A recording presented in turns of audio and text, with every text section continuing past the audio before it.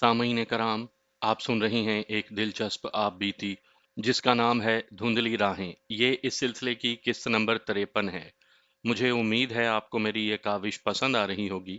आपने अगर अभी तक मेरा चैनल कहानी घर सब्सक्राइब नहीं किया तो अभी मेरे चैनल को सब्सक्राइब करके बेल नोटिफिकेशन ऑन कर लीजिए ताकि आने वाली हर नई कहानी की इत्तला बर वक्त आप तक पहुंच सके। शहर से कुछ दूर जाकर रास्ता मुझे बरसाती नाले में ले गया जो खुश्क हो रहा था। नाले में से घाटी ऊपर जाती थी। मैं घाटी चढ़ गया। घोड़ी को रोक कर घूम के देखा। वो जगह बुलंद थी। घोड़ी पर सवार होने की वजह से मैं और ज्यादा बुलंद हो गया था। पूरा शहर नजर आ रहा था। वो गली साफ दिखाई दे रही थी जो दो गलियों से मिलकर मेरे घर को जाती थी। इतना हसीन शहर, उसके ऊपर आसमान की नीलाहट में बादलों के सफेद और बाज मटियाले टुकड़े आहिस्ता आहिस्ता तैर रहे थे। कभी तो ऐसे लगता जैसे मैं ये शहर सिनेमा की स्क्रीन पर देख रहा हूँ, और कभी ऐसे जैसे ये किसी मुसव्विर की बनाई हुई तस्वीर हो। मेरी निगाहें शहर में घूमते फिरते दरख्तों के एक झुंड में जाकर रुक गईं। वहां बहुत से दरख्त थे। दो मकबरों के गुंबद भी दिखाई दे रहे थे। वो कब्रिस्तान था। मेरी अम्मी और मेरे अब्बू उन घने दरख्तों के साए में सोए हुए थे। ऐसे लगा जैसे वो दोनों वहां बैठे हुए हों। दरख्त और मकबरे झिलमिल झिलमिल करने लगे और धुंधला गए। मुझे ख्वाब का धोखा हुआ जैसे मैं ख्वाब में अपने शहर और कब्रिस्तान को देख रहा हूँ। अस्सलामु अलैकुम। इस आवाज ने मुझे बेदार कर दिया। मैंने बड़ी तेजी से आंखों में आए हुए आंसू पोंछ डाले और सलाम करने वाले को देखा। वो अस्सलामु अलैकुम कहकर मेरे पास से गुजर गया था। वो कोई मुसलमान था जिसने सलाम कहकर सुन्नत रसूल पूरी की थी। मैं वालेकुम अस्सलाम नहीं कह सका था। मैं जज्बात और एहसासात की झील में उतरा हुआ था। बाहर की दुनिया का मुझे कोई होश नहीं था। मैंने अपने आप को वहां से यूं हटाया जैसे कोई किसी को पकड़कर घसीट रहा हो। घोड़ी चल पड़ी, लेकिन उसके चलने का अंदाज ऐसा था जैसे अपने आप पर जबर करके चल रही हो। मैं बार बार पीछे देखता। गुजरे हुए वक्त के लम्हे चींटियों की तरह मेरे जिस्म पर रेंग रहे थे। कुछ और आगे जाकर पीछे देखा तो मेरे और मेरे शहर के दरमियान जमीन हाइल थी। रास्ता मुझे नीचे ले गया था। मुझे करीब के दरख्त, ऊंची घास और उभरी हुई जमीन दिखाई दे रही थी। मैं अपने आप में आने लगा। फिर भी ज़हनी कैफियत ऐसी थी जैसे आदमी जाग उठता है, लेकिन जिस ख्वाब से वो बेदार होता है वो ख्वाब उसके जहन में मौजूद होता है, और बेदारी में भी कुछ देर वही ख्वाब देखता रहता है। आगे इलाका मैदानी था। मैं एक चौड़ी पगडंडी पर जा रहा था। इक्के दुक्के आदमी मेरे करीब से गुजर रहे थे। जो भी मेरे करीब से गुजरता था वो मुझे गौर से देखता था। मुझे ऐसा कोई डर नहीं था कि कोई मुझे पहचान लेगा। वो मुझे नजूमी और ज्योतिषी समझकर देखते थे, जैसे उनकी किस्मत मेरे हाथ में थी और मैं उनके हाथों की टेढ़ी लकीरें सीधी करने की ताकत रखता था। पगडंडी के किनारे बड़ का एक पुराना दरख्त था। उसके साए में एक बूढ़ा आदमी बैठा था। उसके करीब एक छोटी सी गठड़ी रखी थी। उसकी दाढ़ी की सफेदी बताती थी कि ज़ईफुल उम्र है। मैं जूं जूं उसके करीब होता गया, उसका चेहरा निखरता गया। वो मुझे देख रहा था। उसके कपड़े धुले धुलाए थे। उसने सादे से कुल्ले पर मलमल की पगड़ी बांध रखी थी। वो देहाती नहीं लगता था। अगर देहाती ही था तो किसी मस्जिद का इमाम था। उसका चेहरा मुझे बहुत ही अच्छा लगा। उसका चेहरा नूरानी सा था। मैं उसके करीब से गुजर रहा था तो मेरी नजरें उसके चेहरे पर जमी हुई थी और वो मुझे देख रहा था। मैंने बाग खींचकर घोड़ी रोक ली। मुझे ऐसे लगा जैसे घोड़ी को मैंने नहीं, किसी और ने बाग खींचकर रोक लिया हो। मैं घोड़ी से कूद कर उतरा और घोड़ी को खुला छोड़ दिया। वो घास चरने लगी। मैं उस मोअज़्ज़िज़ सूरत बूढ़े के सामने जा बैठा। अस्सलामु अलैकुम कहकर मुसाफे के लिए हाथ उसकी तरफ बढ़ाया। उसने बेदिली से और निहायत आहिस्ता आहिस्ता अपना दायां हाथ आगे किया। कहाँ जा रहे हो? उसने पूछा। मैंने वैसे ही कुछ कह दिया। क्या काम करते हो? उसने फिर पूछा और मेरा जवाब सुने बगैर कहने लगा, रमली मालूम होते हो। हाँ मौलवी साहब, मैंने कहा। मैं रमली हूँ, हाथ देखता हूँ, पिछली बातें और आने वाले वक्त के हालात बता सकता हूँ। अगर तुम इस लालच में मेरे पास बैठ गए हो कि मैं तुम्हें अपना हाथ दिखाऊंगा तो आगे निकल जाओ। उसने मुस्कुराते हुए कहा। अब मुझे आने वाले वक्त के क्या हालात बताओगे? कब्र के किनारे तो पहुंच चुका हूं, और फिर मैं इस ढकोसले को मानता भी नहीं। हर कोई एक सा नहीं होता मोहतरम बुजुर्ग, मैंने ज्योतिषियों के लहजे में कहा। آپ میرے لیے اجنبی ہیں، کہیں تو گزرے ہوئے وقت کی باتیں بتا سکتا ہوں۔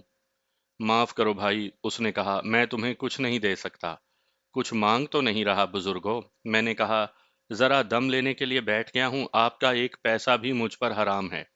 میں نے اس کا دایاں ہاتھ اپنے ہاتھ میں لے کر پھیلایا اور اس کی لکیریں غور سے دیکھنے لگا۔ کیا اب بھی آپ بچوں کو پڑھاتے ہیں؟ میں نے پوچھا، مجھے جھوٹا ثابت کرنے کے لیے غلط جواب نہ دینا۔ میں یہ نہیں بتا سکتا کہ آپ اسکول میں بچوں کو پڑھاتے ہیں یا مسجد میں۔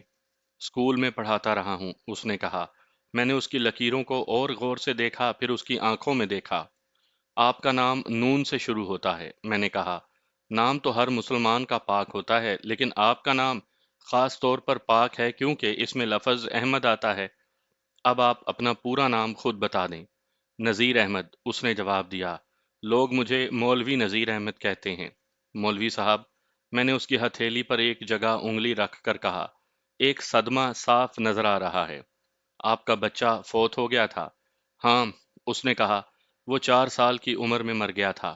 اس کے پاس اس کی چھڑی پڑی ہوئی تھی جو بید کی تھی۔ میں نے چھڑی اٹھا لی اور اسے دیکھا۔ یہ چھڑی آپ کی جوانی کی یادگار ہے، میں نے اسے کہا اور اس سے پوچھا، آپ کا بیٹا مجید تو زندہ ہی ہوگا؟ تم مجھے کس طرح جانتے ہو؟ اس نے میری آنکھوں میں آنکھیں ڈال کر پوچھا۔ میں نہیں، میں نے ہنستے ہوئے کہا، میرا علم آپ کو جانتا ہے۔ آپ کی جو عمر گزر گئی ہے وہ آپ کے چہرے پر لکھی ہے۔ آپ کے گھر کا ہر ایک فرد جو زندہ ہے اور جو زندہ نہیں، آپ کی آنکھوں میں موجود ہے۔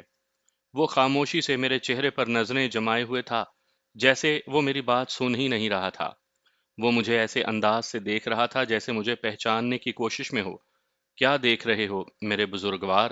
میں نے کہا، آپ نے میرے علم کو ڈھکوسلا کہا ہے، لیکن آپ ماننا نہیں چاہتے کہ میرے علم میں صداقت ہے۔ صداقت ضرور ہے، اس نے کہا، لیکن تمہارے علم میں نہیں۔ تم مجھے جانتے ہو، میں تمہیں جاننے کی کوشش کر رہا ہوں۔ تم جوتشی نہیں ہو، تم نجومی بھی نہیں ہو، تمہارا تو اپنا ستارہ گردش میں آیا ہوا ہے۔ کیا تم میرے پاس پڑے ہو؟ میں ہنس پڑا جیسے اس کی بات کا مذاق اڑایا ہو۔ مجھے گنوار اور احمق نہ سمجھو لڑکے، اس نے کہا، میری عمر دیکھو۔ اتنی عمر دھوپ میں بیٹھ کر غنودگی میں نہیں گزاری، تم شاید میری بات نہ سمجھ سکو۔ سمجھنے کی کوشش کرو، میں صرف خداوند تعالیٰ پر بھروسہ کرتا ہوں۔ غیب کا حال صرف وہی جانتا ہے۔ اس نے اپنا کانپتا ہوا ہاتھ اوپر کر کے شہادت کی انگلی اوپر اٹھائی اور کہا، آنے والے وقت کی خبر وہی دے سکتا ہے۔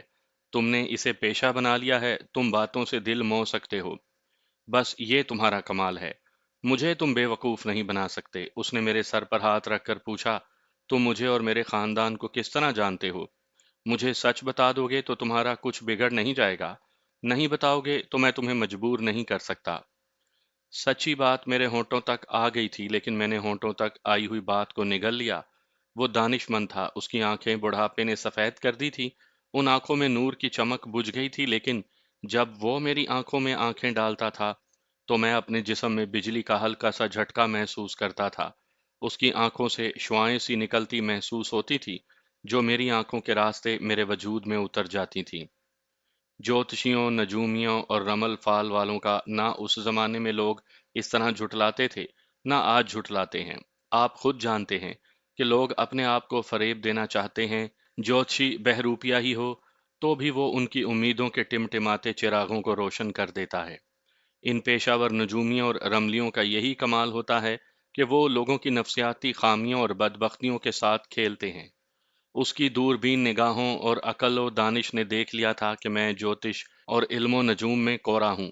اس نے مجھے بہروپیہ تو نہ کہا، پیشہ ور ہی کہا، لیکن وہ جان گیا تھا کہ میں فریب کار ہوں۔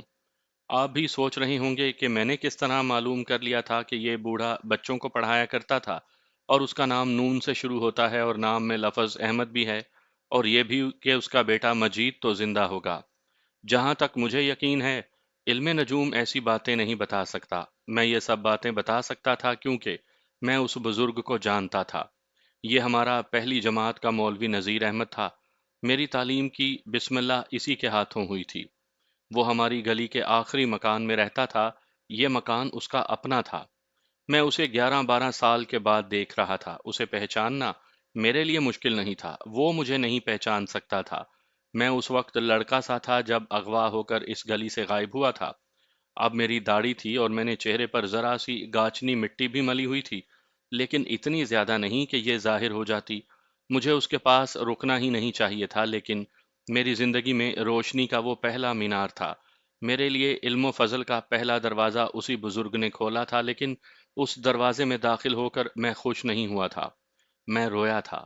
اپنے باپ کو میں اپنا دشمن سمجھتا تھا، جو ہر روز مجھے بچوں کے ہجوم میں چھوڑ آتا تھا۔ میں اپنی ماں پر حیران ہوتا تھا کہ وہ میرے باپ کو اس حرکت سے روکتی کیوں نہیں، کہ وہ مجھے ہر صبح بچوں سے بھرے ہوئے کمرے میں چھوڑ آتا ہے۔ یہ پہلی جماعت کا کمرہ تھا۔ مولوی نذیر پہلی جماعت کا استاد تھا۔ اس زمانے میں استاد پیار نہیں کیا کرتے تھے، وہ تھپڑوں اور لاتوں کی زبان میں بات کرتے تھے، لیکن مولوی نذیر احمد روتے بچے کے لیے مجسم پیار تھا۔ میرے ساتھ تو وہ اتنا پیار کرتا تھا جیسے میں اسی کا بچہ تھا۔ میں جب بہت روتا تھا تو وہ مجھے گود میں بٹھا لیا کرتا تھا۔ میری امی اس سے پردہ نہیں کرتی تھیں۔ دوسرے تیسرے دن شام کو وہ ہمارے گھر آتا اور ہنس ہنس کر میری امی اور ابو کو سناتا کہ میں آج کلاس میں کس طرح رویا تھا۔ وہ میری طرح رو کر دکھاتا تو بہت ہنسا کرتا تھا۔ اسکول میں اسی نے میرا دل لگایا تھا۔ اس کے بعد بھی جب میں اگلی کلاسوں میں چڑھتا گیا، مولوی نذیر احمد کا پیار میرے لیے کم نہ ہوا۔ وہ غریب آدمی تھا۔ پہلی جماعت کے استاد کی تنخواہ کتنی کچھ ہوگی، لیکن پیار اور وقار کی دولت سے وہ مالا مال تھا۔ میں جب برسوں کے بعد اس کے قریب سے گزرا تو اسے پہچان کر میں ایک قدم بھی آگے نہ بڑھ سکا۔ گھوڑی سے اتر کر جب اس کے سامنے بیٹھا تو میں نے محسوس کیا کہ مجھے نہیں رکنا چاہیے تھا۔ میں اس کے ہاتھ چومنے کے لیے بے تاب ہو گیا تھا۔ بڑی مشکل سے اپنے آپ پر قابو پایا اور اس پر یہ ظاہر کیا کہ میں جوتشی ہوں، لیکن وہ مجھے جوتشی ماننے کو تیار نہیں تھا۔ کیا تم مسلمان ہو؟ مولوی نذیر احمد نے مجھ سے پوچھا۔ جی، میں نے کہا، میں مسلمان ہوں۔ پھر کوئی اور کام کرو، اس نے کہا۔ نوسر بازی چھوڑ دو، جن کی امیدوں کے سہارے ٹوٹ گئے ہیں، انہیں جھوٹے سہارے نہ دو۔ دل میں بنی نوع انسان کی محبت پیدا کرو۔ تم تو مجرمانہ زندگی گزار رہے ہو، مجھے بھی تم نے اپنا شکار سمجھ لیا تھا، لیکن مجھے خدا نے جو دیا ہے میں اسی میں خوش ہوں۔ میں ہمیشہ مطمئن رہا ہوں۔ اس کے بولنے کے انداز میں ایسا اثر تھا کہ میں بھول گیا کہ میں بہروپیہ ہوں۔ وہ کوئی اور ہوتا تو میں شاید اس کا اثر قبول نہ کرتا۔ اس بزرگ کا پہلے ہی مجھ پر اثر تھا۔ میں نے کندھے پر خاصا لمبا چوڑا ایک رومال ڈال رکھا تھا۔ میں نے اپنے چہرے پر پسینہ محسوس کیا اور اس رومال سے چہرہ پونچھ ڈالا۔ میں مولوی نذیر احمد میں اتنا جذب ہو گیا کہ مجھے یاد نہ رہا کہ میں نے چہرے اور ہاتھوں پر تھوڑی سی مٹی اس طرح ملی ہوئی ہے کہ اس نے میرے چہرے کا اصل رنگ چھپا رکھا ہے، اور یہ بھی پتہ نہیں چلتا کہ میں نے مٹی سے اپنا رنگ بدلا ہوا ہے۔ یہ خاص قسم کی مٹی تھی۔ تمہارا نام کیا ہے؟ مولوی نذیر احمد نے پوچھا۔ میں نے اپنا نام کچھ اور بتایا۔ تم نے بتایا نہیں کہ تم مجھے اور میرے گھر کے افراد کو کس طرح جانتے ہو، اس نے کہا۔ میرے بیٹے مجید کو کس طرح جانتے ہو؟ اب یہ نہ کہنا کہ یہ تمہارے علم کا کمال ہے۔ جس طرح تم اپنے چہرے کے قدرتی رنگ کو نہیں چھپا سکے، اسی طرح تم اپنے باطن کو بھی مجھ سے نہیں چھپا سکو گے۔ تم خدا کے بندوں کو دھوکہ دے سکتے ہو، خدا سے اپنی اصلیت نہیں چھپا سکتے۔ تم مجھ سے اپنا آپ نہیں چھپا سکے، خدا سے کیا چھپاؤ گے؟ میں تمہیں پہچاننے کی کوشش کر رہا ہوں۔ کوشش کریں، میں نے مسکراتے ہوئے کہا۔ میری یہ آنکھیں کمزور ہو گئی ہیں، اس نے کہا، لیکن روح کی نظر تیز ہو گئی ہے۔ نگاہ پاک ہو، دل میں اللہ اور اللہ کے بندوں کی محبت ہو تو انسان بڑی دور تک اور بڑی گہرائی تک دیکھ سکتا ہے۔ تمہارا ماتھا، تمہاری ناک اور ہونٹ دیکھ کر مجھے ایک آدمی یاد آتا ہے۔ اللہ مغفرت کرے، فوت ہو گیا ہے۔ اور تمہاری آنکھیں دیکھ کر مجھے اس آدمی کی بیوی یاد آتی ہے۔ ظاہری طور پر وہ بہت خوبصورت تھی، لیکن اس کی روح اور اس کی سیرت اس سے زیادہ حسین تھی۔ جانے دو، میں تمہیں پہچاننے کی کوشش نہیں کروں گا۔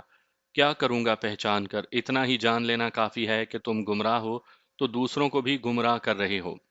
تمہیں دیکھ کر دو بڑے اچھے انسان یاد آ گئے ہیں۔ آپ نے دیکھا ہوگا کہ ضعیف العمری میں جا کر انسان بولنے لگتا ہے تو بولتا ہی چلا جاتا ہے۔ آج میری اپنی کیفیت یہی ہے۔ ذہن بات سے بات نکالتا چلا جاتا ہے اور یاد ہی نہیں رہتا کہ بات شروع کہاں سے ہوئی تھی۔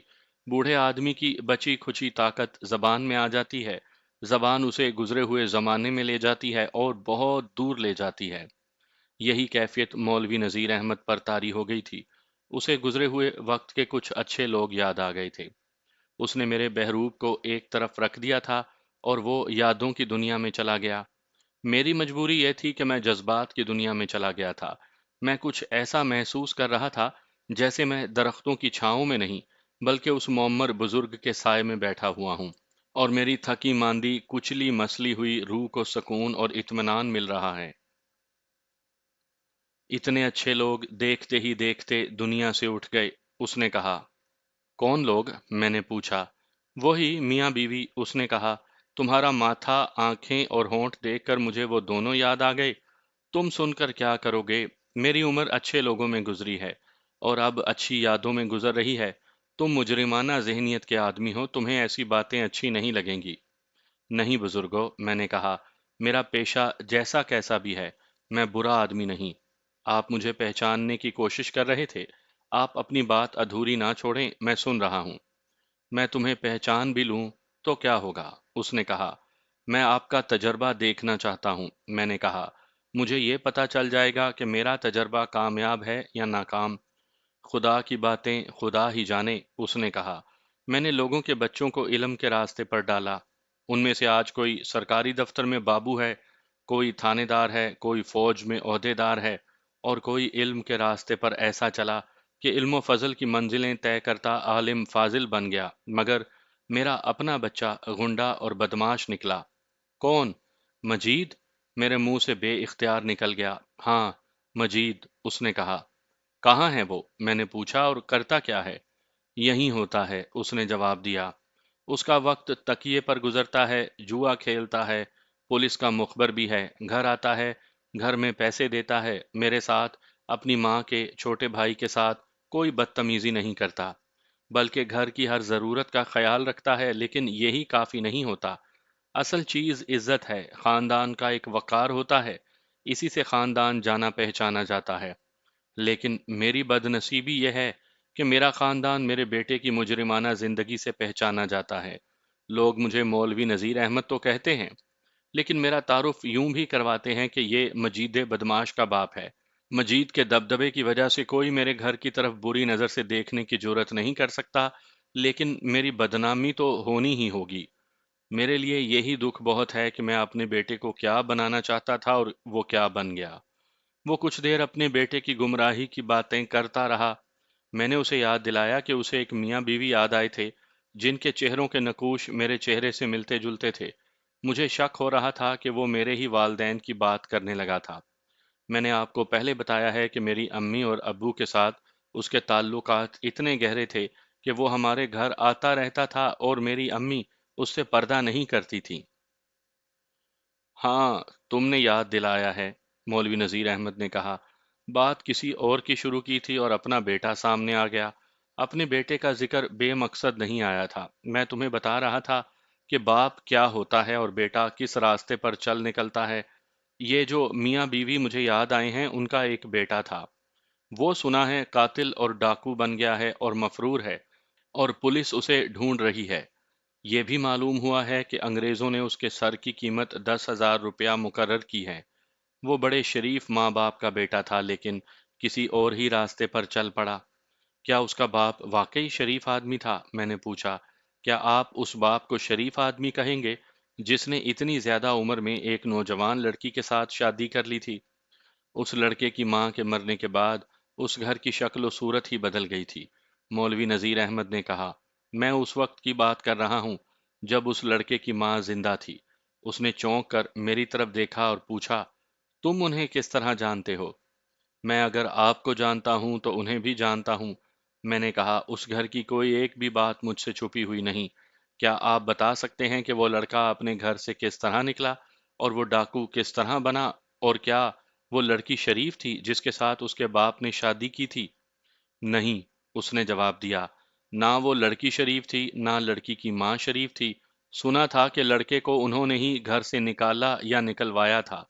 اس گھر کی شرافت کا تو تختہ ہی الٹ گیا تھا۔ اس نے میرے گھر کی باتیں شروع کر دی۔ اس کے ساتھ وہ اپنی جذباتی وابستگی کا اظہار کرتا چلا جا رہا تھا۔ اس نے کئی بار میرا نام لیا، اور نام بھی اس طرح لیا جیسے میں کوئی فرشتہ تھا یا آسمان سے اتری ہوئی مخلوق تھا۔ اسے میرے متعلق کئی باتیں صحیح معلوم تھیں اور کچھ باتیں غلط۔ جو اس نے افواہوں کے طور پر ادھر ادھر سے سنی تھی۔ ایک طرف وہ مجھے قصوروار سمجھتا تھا کہ میں قاتل اور ڈاکو بن گیا، اور اس کے ساتھ ہی اس کے دل میں میری ہمدردی بھی تھی۔ اس نے یہاں تک کہا کہ سکندر مجھے مل جائے تو میں اسے ایسا چھپا کر رکھوں کہ اس کی مشک بھی کسی تک نہ پہنچے۔ اس گھر کے سامنے سے، جس میں چھوٹا سا یہ خوبصورت اور نیک سیرت کنبہ آباد تھا، اب بھی گزرتا ہوں تو میرے قدم رکنے لگتے ہیں۔ اس نے کہا، ایسے لگتا ہے جیسے وہ بھولا بھالا سا سکندر اپنی ماں کے پاس بیٹھا ہو اور اس گھر میں خوشیاں ناچ رہی ہوں۔ اس کی آواز پر رکت طاری ہو گئی اور وہ خاموش ہو گیا۔ اس کے ساتھ ہی اس کی آنکھوں سے آنسو بہنے لگے۔ وہ اب مجھے کبھی نہیں ملیں گے، سکندر بھی نہیں ملے گا۔ میں پتھر کا بت تو نہیں تھا، مولوی نذیر احمد نے پہلے ہی مجھ پر جذباتیت طاری کر دی تھی۔ اب اس نے ایسی باتیں کی کہ میں اپنے آپ پر قابو نہ رکھ سکا۔ بہت روکا لیکن میری آنکھوں سے آنسو بہہ نکلے۔ اس نے اپنے آنسو پہنچ کر میری طرف دیکھا، اپنا ریشہ گیر ہاتھ میری ٹھوڑی کے نیچے رکھا اور میرا چہرہ اوپر اٹھا کر اپنا منہ میرے منہ کے قریب لے آیا۔ تم سکندر تو نہیں؟ اس نے پوچھا۔ تم نے اپنے خلاف کوئی شک رہنے نہیں دیا۔ تم مجھے اور میرے گھر کے ہر فرد کو جانتے ہو، اور تم نے سکندر کے گھر کی جو باتیں کی ہیں وہ ٹھیک کی ہیں۔ اب تمہیں دیکھتا ہوں تو تمہارے چہرے کے ہر نقش میں تمہارے ماں باپ کی بڑی صاف جھلک نظر آتی ہے۔ میں نے یہ بھی سنا ہے کہ سکندر فقیروں اور سنیاسیوں کا بہروپ دھار کر کبھی کبھی اپنے شہر میں آتا ہے۔ یہ تو میں صاف طور پر دیکھ رہا ہوں کہ تم نے جوتشیوں کا بھیس بدلا ہوا ہے۔ تم تو یہی کہو گے کہ تم سکندر نہیں ہو۔ میرے دل کا پتھر موم کی طرح پگھل گیا۔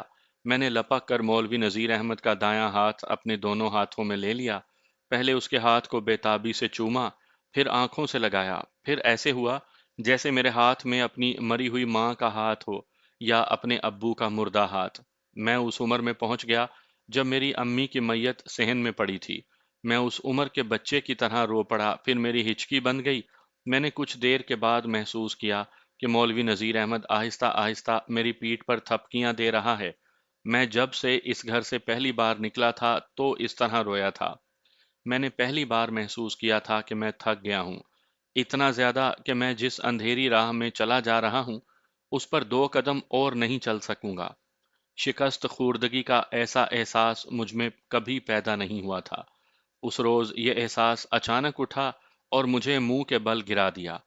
معلوم نہیں کتنا وقت گزر گیا تھا کہ میں کچھ سنبھلا اور مولوی نذیر احمد کے گھٹنے پر رکھے ہوئے اس کے ہاتھ سے اپنا منہ اٹھایا۔ مولوی صاحب، میں نے سسکتے ہوئے کہا، میں سکندر ہوں۔ اس نے ایک ہاتھ میری پیٹھ پر رکھا اور میری طرف جھک کر میرا ماتھا چوم لیا۔ ایک تو وہ جہاں دیدہ اور تجربہ کار آدمی تھا کہ اسے مجھ پر شبہ ہو گیا تھا، اور دوسرے یہ کہ میں نے خود ہی جذبات میں آ کر اپنا آپ ظاہر کر دیا تھا۔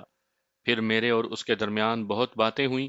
اس کی باتوں میں پیار ہی پیار تھا اور وہ مجھے پند و نصیحت بھی کرتا تھا۔ میں تو صاف طور پر محسوس کر رہا تھا کہ میں ہڈیوں کا ڈھانچہ بن چکا ہوں اور میری عقل بھی کچھ سوچنے کی تاب نہیں رکھتی۔ مولوی صاحب، میں نے کہا، میں آپ کے پیار کی قیمت نہیں دے سکتا، آپ کی کچھ خدمت کر سکتا ہوں۔ مجھے تھانے لے چلیں اور وہاں پر یہ بیان دیں کہ آپ نے مجھے پکڑا ہے۔ آپ کو 10,000 روپیہ مل جائے گا۔ کیا تم یہ سمجھتے ہو کہ تمہیں پولیس کے حوالے کر کے مجھے جو روپیہ ملے گا اس سے مجھے خوشی ہوگی؟ اس نے کہا، یہ بھی تو سوچو کہ پولیس کس طرح یقین کرے گی کہ اس ملزم کو مجھ جیسے بوڑھے نے پکڑ لیا جو ریل گاڑی میں سے پولیس کی حراست میں سے نکل گیا تھا۔ تم یہاں سے چلے جاؤ سکندر، یہاں سے چلے جاؤ۔ کہیں ایسا نہ ہو کہ تمہیں کوئی اور پہچان لے اور تم پکڑے جاؤ، ورنہ یہ گناہ میرے کندھوں پر ہوگا۔ اس وقت میری جذباتی اور ذہنی کیفیت ایسی ہو گئی تھی کہ میں سچے دل اور پورے عزم سے یہ چاہتا تھا کہ مولوی نذیر کو 10,000 روپیہ مل جائے، لیکن وہ جو ایک غریب آدمی تھا اور جس کے لیے صرف 10,000 روپیہ ہی بہت بڑی رقم تھی، میرے پیچھے پڑ گیا کہ میں فوراً وہاں سے غائب ہو جاؤں۔ اس نے مجھے اٹھا کر ہی دم لیا۔ میں اس طرح وہاں سے اٹھا جیسے میرے کندھوں پر کئی من وزن رکھا ہوا ہو۔ رکاب میں پاؤں رکھ کر میں گھوڑی پر سوار ہونے لگا تو میں نے اپنے وجود میں اس قدر کمزوری محسوس کی کہ اپنا جسم گھوڑی پر پھینکنا دشوار ہو گیا۔ میں سوار ہوا اور گھوڑی چل پڑی۔ میں اپنے آپ کو بڑی ہی مشکل سے وہاں سے لایا۔ بہت آگے جا کر میں نے دوڑتی گھوڑی پر پیچھے مڑ کر دیکھا تو مجھے درختوں اور سبزہ زار اور اس میں گھرے ہوئے ایک گاؤں کے سوا कुछ भी नजर न आया।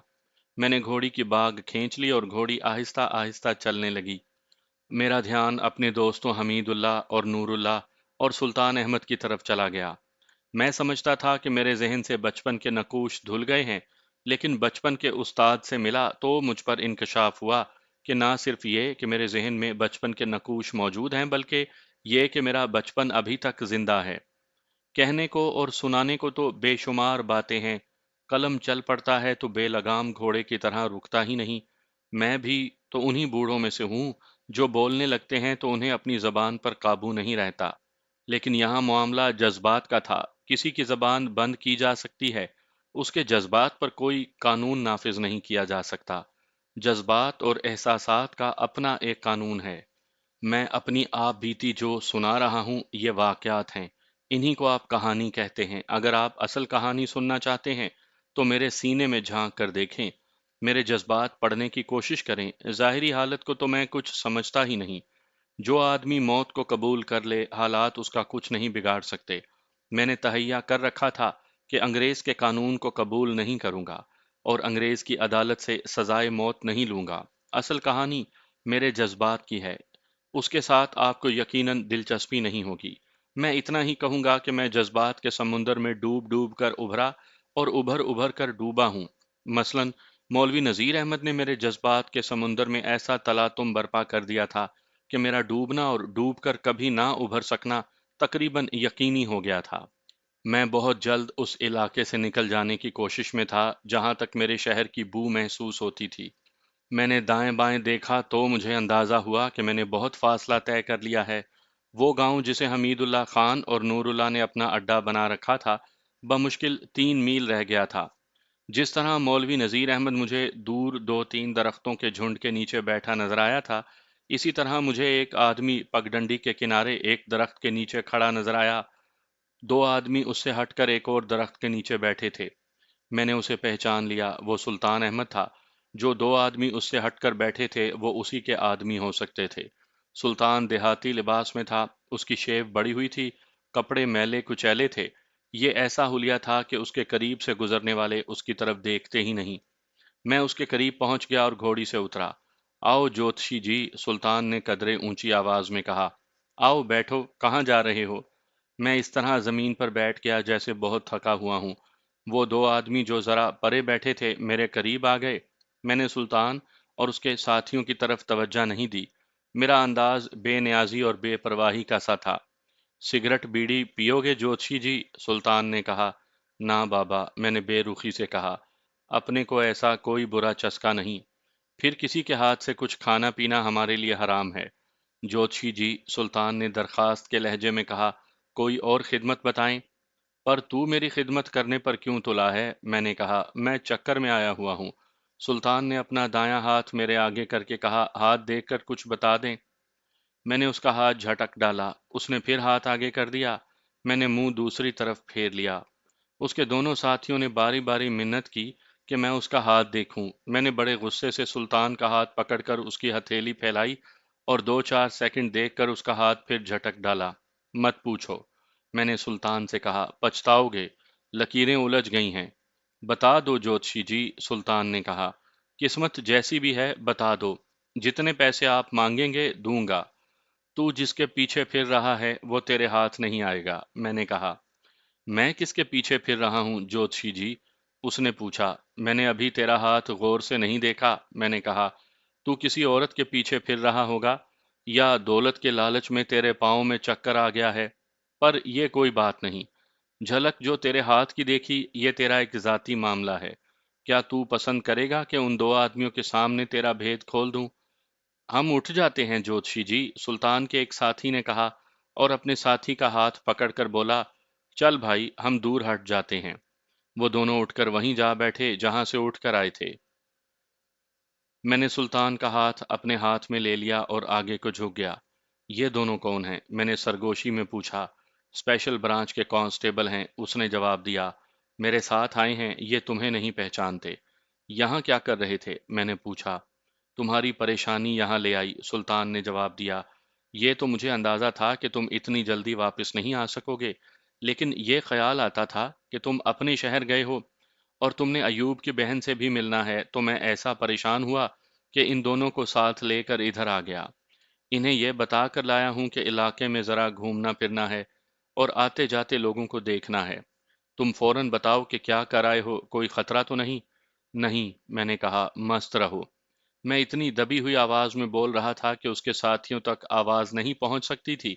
میں باتیں کچھ اور کر رہا تھا، لیکن میرے ہاتھوں اور سر کی حرکتیں ایسی تھیں جیسے جوتشی قسمت کا حال بتا رہا ہو۔ میں نے اپنے تھیلے میں ہاتھ ڈالا، اس میں سے سلیٹ اور پوتھی نکالی، لیکن میں نے جو چیز نکالنی تھی وہ رکا تھا، جو سلطان نے اپنی بیوی کے نام لکھ کر دیا تھا، اور وہ میں نے سائرہ کو دے دیا تھا۔ میں نے وہ رکا جو طے کیا ہوا تھا سلطان کے آگے پھینک دیا، اور ویسے ہی اس کا ہاتھ پکڑ کر اس کی انگلی سلیٹ پر رکھ دی۔ سلطان نے رکا مروڑ کر اپنے ہاتھ میں دبا لیا۔ میں نے اس کے چہرے پر اطمینان کا تاثر دیکھا۔ میں نے اسے سنایا کہ سائرہ سے میں کس طرح ملا تھا اور اس کے ساتھ کیا باتیں ہوئیں۔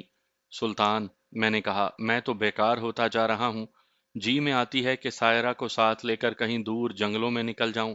میں نے اسے سائرہ کی جذباتی حالت بتائی۔ جذبات سے نکلو سکندر، سلطان نے کہا۔ مجھے ڈر ہے کہ تم جذبات کے جال میں آ کر پھانسی کے تختے تک پہنچ جاؤ گے۔ اگر ہمت ہے تو کہیں بہت ہی دور نکل جاؤ۔ بنگال ہے، صوبہ سرحد ہے، برما بھی جا سکتے ہو، لیکن وہ بھی انگریزوں کی بادشاہی میں ہے۔ زیادہ باتوں کا وقت نہیں، پہلے تم اٹھو اور گھوڑی پر سوار ہو کر چل پڑو۔ ان کانسٹیبلوں کو کیا بتاؤ گے؟ یہ کوئی مشکل کام نہیں، سلطان نے کہا۔ انہیں سنانے کے لیے میں بات بنا لوں گا۔ آج رات وہاں سے نکل جاؤ اور دیبے کے ٹھکانے پر پہنچ جاؤ۔ سلطان بھائی، میں نے کہا، تم مجھے کس طرح یقین دلا سکتے ہو کہ تم پر حرف نہیں آئے گا؟ مجھے تمہارا فکر ہے۔ میں پہلے بتا چکا ہوں۔ اس نے کہا، میں کل اس گاؤں میں جاؤں گا، تم تینوں وہاں نہیں ہوگے۔ میں نمبردار اور دیگر لوگوں سے پوچھوں گا کہ سائیں کرامتا والا کہاں چلا گیا۔ ظاہر ہے ان میں سے کسی کو معلوم نہیں ہوگا۔ میں رپورٹ دوں گا کہ یہ سائیں نوسر باز تھا اور اس کے ساتھ جو معتمد خاص تھا وہ نواب زادہ حمید اللہ خان ہی تھا، اور وہ گاؤں والوں کو بتائے بغیر روپوش ہو گئے ہیں۔ میں بھی اسپیشل برانچ میں سب انسپیکٹر رہ چکا تھا۔ میں نے بڑی جلدی جلدی اسے ایک دو مشورے دیے۔ اس دوران میری حرکتیں جوتشیوں والی تھی۔ میں نے سلیٹ اور پوتھی وغیرہ تھیلے میں ڈالی اور اٹھ کر گھوڑی کی طرف چل پڑا۔ جوتشی جی، سلطان احمد جیب سے کچھ پیسے نکال کر کہنے لگا، یہ لیں، کچھ تو قبول کریں۔ نہیں، میں نے گھوڑی پر سوار ہو کر کہا، کچھ نہیں لیں گے۔ ہم نے جو بتایا ہے وہ کرنا، دن پھریں گے، پر وقت لگے گا۔ تو بھی کیا یاد کرے گا؟ میں نے گھوڑی کو اپنے راستے پر ڈال دیا۔ میں جب سائیں کرامتا والے کے گاؤں میں داخل ہوا تو سورج غروب ہو چکا تھا۔ ان لوگوں کے مکان میں داخل ہوا تو ایک آدمی نے مجھے کہا کہ سائیں جی اپنے کمرے میں آپ کا انتظار کر رہے ہیں۔ اسی آدمی نے باہر جا کر گھوڑی کی زین اتاری اور اسے جہاں باندھنا تھا وہاں لے گیا۔ حمید اللہ اور نور اللہ بے صبری سے میرا انتظار کر رہے تھے۔ میں بھوک سے مرا جا رہا تھا، سارا دن کچھ نہیں کھایا تھا۔ ان دونوں سے کہا کہ کھانا منگوائیں۔ میں نے انہیں اپنی کارگزاری سنائی تو ان کی جان میں جان آئی۔ یہ بھی بتایا کہ سلطان احمد سے ملاقات ہو گئی ہے اور اس کا رکا اسے دے دیا ہے۔ کیا اس حسینہ کو دماغ سے نکال آئے ہو؟ حمید اللہ خان نے کہا۔ کیا نام ہے اس کا؟ سائرہ، میں نے کہا۔ نہیں بھائی، وہ میرے دماغ سے نہیں نکلے گی۔ پھر اللہ کرے گا جلدی پھانسی پاؤ گے، نور اللہ نے کہا۔ میں ہنس پڑا اور بات ہنسی میں ٹالی، لیکن میرا دل رو رہا تھا۔ میں نے تسلیم کر لیا تھا کہ میں سائرہ کو دل سے نہیں اتار سکوں گا۔ میں آپ کو یاد دلانا چاہتا ہوں کہ سائرہ جب میرے ساتھ اکیلی رہتی تھی تو راتوں کی تنہائی میں مجھے بہت آزمائش میں ڈال دیا کرتی تھی، اور ایسے بھی ہوا کہ وہ سوئی ہوئی ہوتی تھی، دریچے سے شفاف چاندنی اس کے چہرے اور سینے پر پڑ رہی تھی۔ میں جاگ رہا تھا، اسے دیکھا تو میں اس طرح اٹھ کر سوئی ہوئی سائرہ کے پلنگ پر جا بیٹھا جیسے لوہے کا چھوٹا سا ٹکڑا طاقتور مقناطیس سے کھنچا ہوا اس کے ساتھ جا چپکتا ہے۔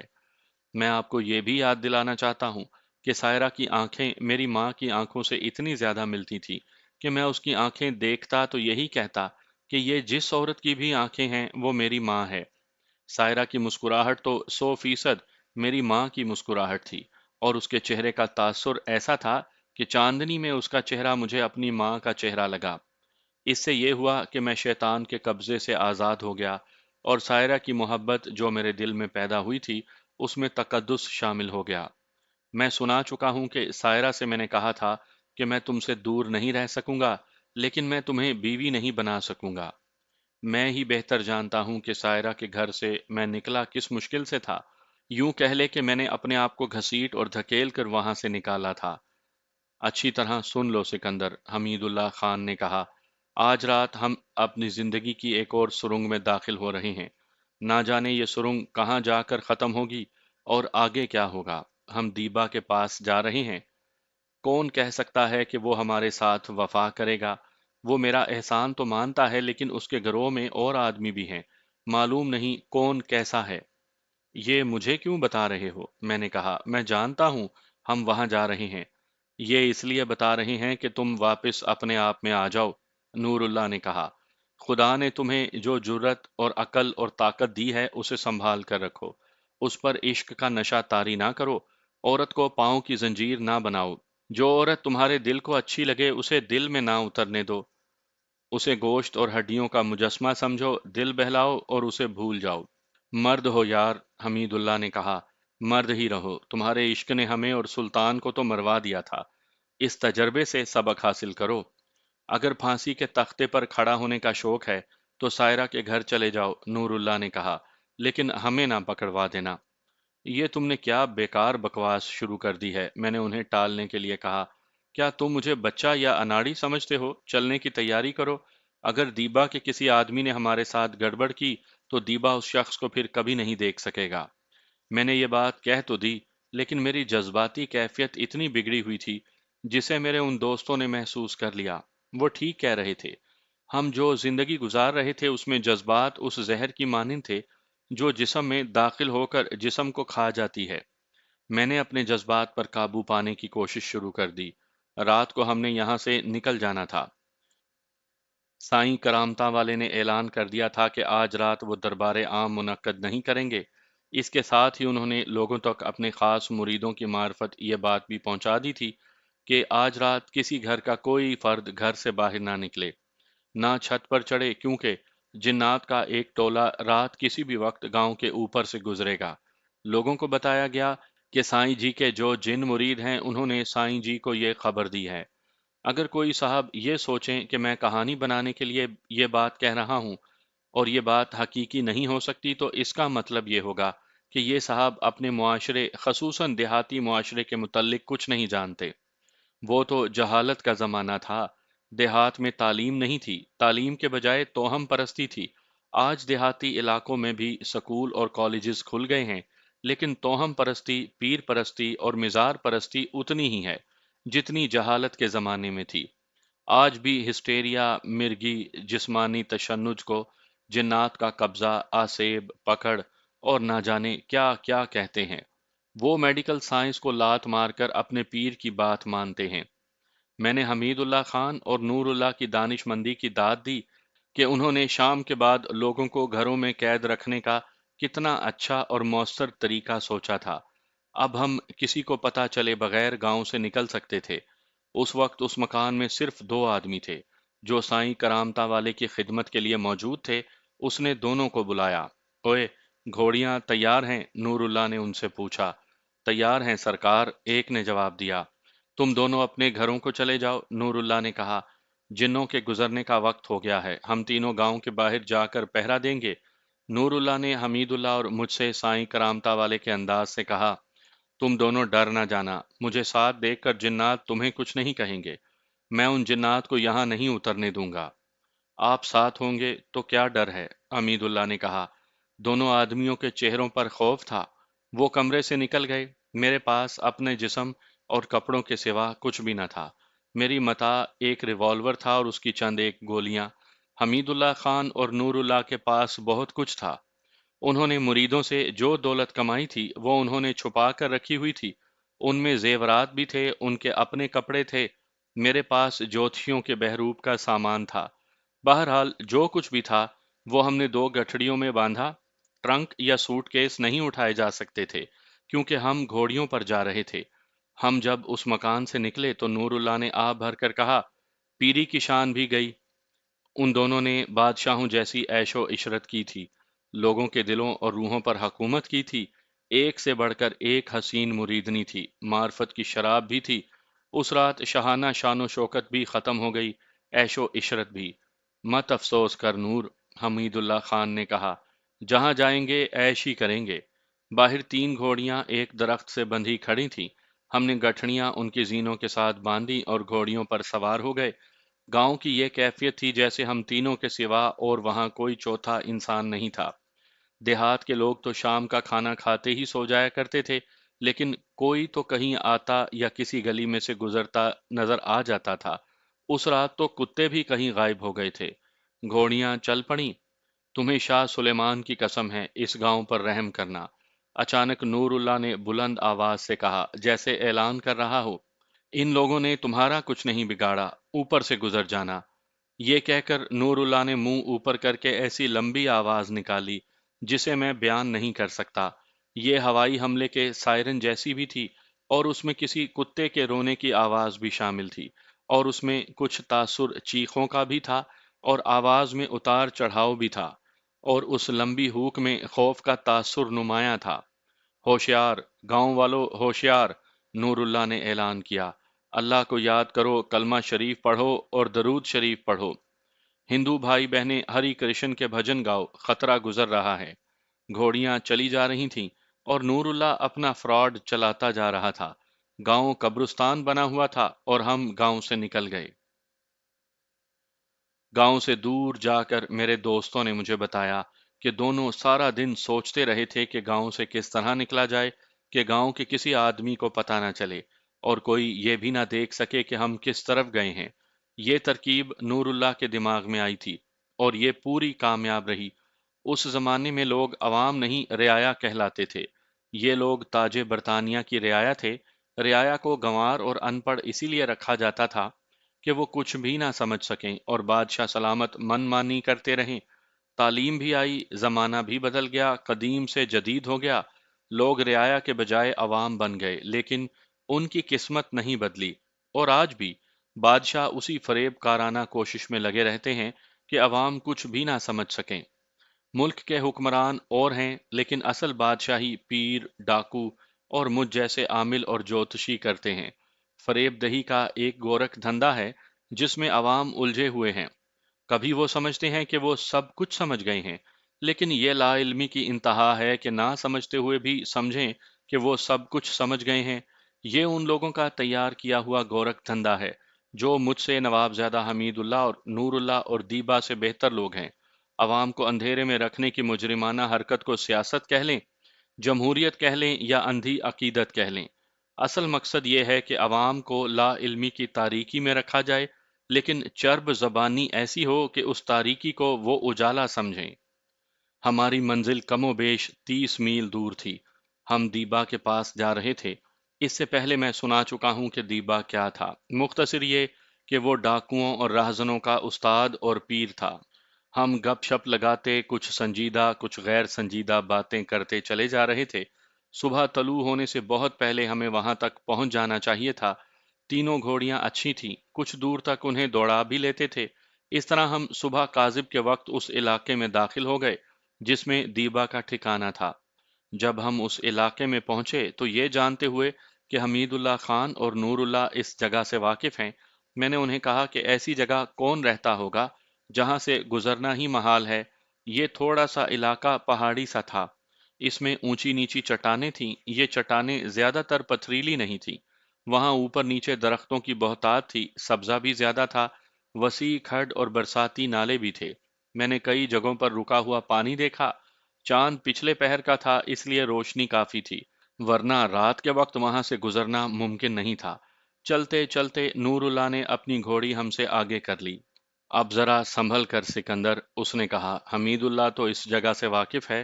तुम जरा होश में रहना, अगर गिर पड़े तो बहुत दूर नीचे तक चले जाओगे या दलदल में जा पड़ोगे जहां से तुम्हें निकाला भी नहीं जा सकेगा। मैं पहले तो ना समझ सका कि इतना ज्यादा डरने की क्या जरूरत है, लेकिन कुछ आगे गए तो मुझे महसूस हुआ कि नूरुल्लाह ने अच्छा किया था कि मुझे खबरदार कर दिया था।